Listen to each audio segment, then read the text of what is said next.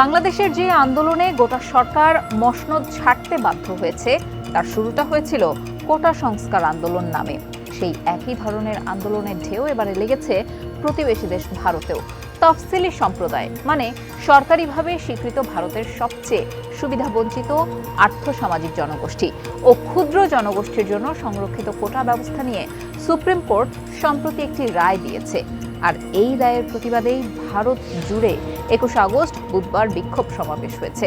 চলুন তফসিলি সম্প্রদায় ও ক্ষুদ্র জাতিগোষ্ঠীর জন্য কোটা ব্যবস্থা কেমন ছিল, সুপ্রিম কোর্ট কি রায় দিল, আর মানুষের দাবি দাওয়াই বা কি, ANI পাটনা ও দ্য টাইমস অব ইন্ডিয়ার দুটি প্রতিবেদনের আলোকে এই প্রশ্নগুলোর উত্তর জানার চেষ্টা করব আমাদের আজকের প্রতিবেদনে। আপনাদের সাথে আছি আমি মোহনা হোসেন।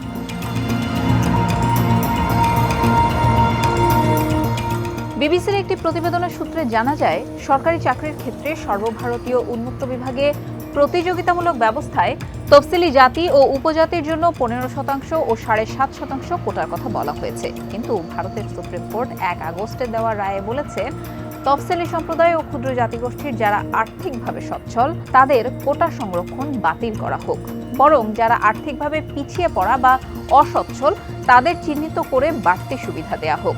প্রধান বিচারপতি DY চন্দ্রচূড়ের নেতৃত্বে সুপ্রিম কোর্টের ৭ বিচারপতির একটি বেঞ্চের ৬ বিচারপতি এর পক্ষে রায় দিয়েছেন।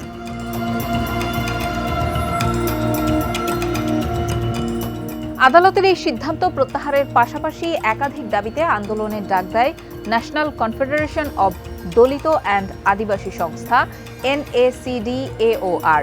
বিক্ষোভের অংশ হিসেবে রিজার্ভেশন বাঁচাও সংঘর্ষ কমিটির ডাকেও গতকাল বিভিন্ন রাজ্যে পালিত হয়েছে ভারত বন্ধ কর্মসূচি। ভারত বন্ধ কর্মসূচি সফল করতে গতকাল রাজস্থানের বিকানের জেলায় তফসিলি সম্প্রদায় ও ক্ষুদ্র জনগোষ্ঠীর লোকজন ছোট ছোট দলে ভাগ হয়ে বিভিন্ন জায়গায় অবস্থান নেন। বিক্ষোভকারীরা মিছিল নিয়ে জেলা প্রশাসকের কার্যালয়ের সামনে অবস্থান নেন। এদিকে গতকাল ঝাড়খণ্ড রাজ্যের রাজধানী রাঁচিতেও ভারত বন্ধ কর্মসূচির প্রভাব পড়ে। বিক্ষোভকারীরা অবস্থান নেওয়ায় শহরের প্রধান সড়কগুলোতে যান চলাচল বন্ধ হয়ে যায়। অনেক বিক্ষোভকারীকে সড়কের টায়ার জ্বালিয়ে স্লোগান দিতেও দেখা যায়। ১৪ ঘন্টার এই ভারত বন্ধের ব্যাপক প্রভাব পড়ে বিহারেও। প্রতিবেশী রাজ্যের দারভাঙ্গা ও আরাতে ট্রেন আটকে দেন আন্দোলনকারীরা। জাহানাবাদ, সহরসা ও পূর্ণিমা জেলায় একাধিক জাতীয় সড়ক বন্ধ করে দেওয়া হয়। বিহার, রাজস্থান, মধ্যপ্রদেশ সহ দেশের একাধিক রাজ্যে ব্যাপক প্রভাব পড়েছে এই ভারত বন্ধ কর্মসূচির। NACDAOR এর দাবি, সুপ্রিম কোর্টকে এই রায় প্রত্যাহার করতে হবে।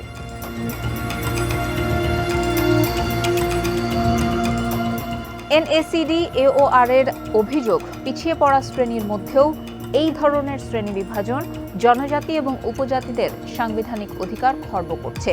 সরকার যেন সুপ্রিম কোর্টের এই রায় গ্রহণ না করে। পাশাপাশি জনজাতি, উপজাতি ও ওবিসিদের সংরক্ষণের জন্য সংসদে নতুন আইন আনার দাবিও তোলা হয়েছে। সরকারি ক্ষেত্রে সংরক্ষণপ্রাপ্ত কর্মী কতজন রয়েছেন তার জাতিভিত্তিক তথ্য প্রকাশ করা এবং বিভিন্ন দপ্তরে সংরক্ষিত শূন্য পদ পূরণের দাবি জানিয়েছে ওই সংগঠনটি। বিক্ষোভকারীদের দাবি, কোটা ব্যবস্থা সবার জন্য রাখতে হবে, কোটা নিয়ে নতুন আইন করতে হবে। এছাড়া কেন্দ্র ও রাজ্য সরকারের বিভিন্ন দপ্তরে থাকা সংরক্ষিত শূন্য পদগুলোতে অবিলম্বে নিয়োগ দেওয়ার দাবিও উঠেছে বিক্ষোভকারীদের পক্ষ থেকে। এই নিয়ে ইতিবাচক পদক্ষেপ না নিলে ভারত বন্ধ কর্মসূচি ছাড়াও ভবিষ্যতে বৃহত্তর আন্দোলনে যাওয়ার হুঁশিয়ারি দিয়েছে তফসিলি সম্প্রদায় ও ক্ষুদ্র জাতিগোষ্ঠীর সংগঠনগুলো।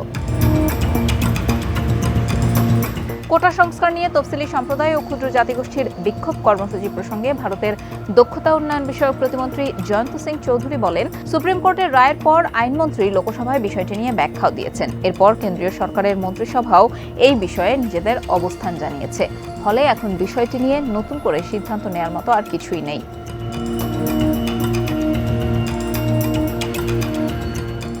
ANI পাটনার এক প্রতিবেদনে বলা হয়, বিহারের রাজধানী পাটনায় গতকাল বিক্ষোভকারীদের ওপর চড়াও হয় পুলিশ। বিক্ষোভকারীদের লাঠিপেটা করে ছত্রভঙ্গ করে দেওয়ারও চেষ্টা করা হয়। ভারত বাঁধ কর্মসূচিকে কেন্দ্র করে উত্তরপ্রদেশের নয়দাতেও গতকাল পুলিশের বিপুল সংখ্যক সদস্য মোতায়েন করা হয়। নয়দা পুলিশের যুগ্ম কমিশনার সাংবাদিকদের বলেন, কোনো ধরনের বিরূপ পরিস্থিতি মোকাবেলায় সড়কে সড়কে টহল বাড়ানো হয়েছে।